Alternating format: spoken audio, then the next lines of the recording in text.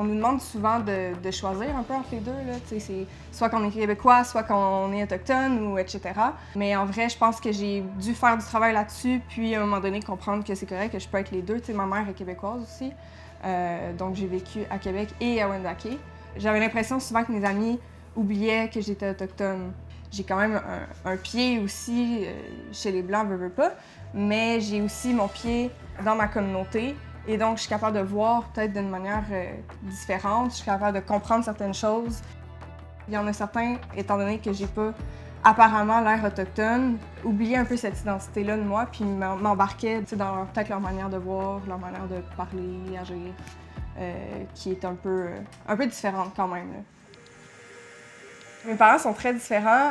Mon père, il aime beaucoup être dans ses affaires. C'est lui qui m'a appris à vivre dans le bois, à aller à la chasse. Donc, tout ce côté-là qui est beaucoup plus traditionnel parce que c'est vraiment quelque chose qui est très présent dans notre communauté.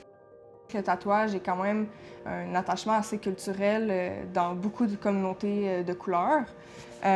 Donc, ce que j'ai fait quand j'ai commencé, je suis allée voir des gens que je connaissais à la culture au CDFM, puis je leur ai demandé des documents par rapport à des choses un peu plus concrètes culturellement, donc de la broderie par exemple, que je pourrais utiliser dans mes tatouages.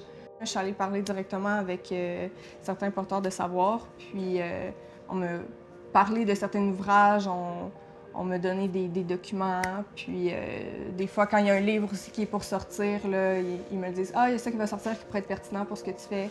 Puis je pense que tout simplement d'être actif dans sa communauté, puis de parler avec les gens et de vivre différents événements, ça rajoute aussi à ce que je peux ajouter à mes connaissances culturelles que je peux ensuite transmettre dans le tatouage.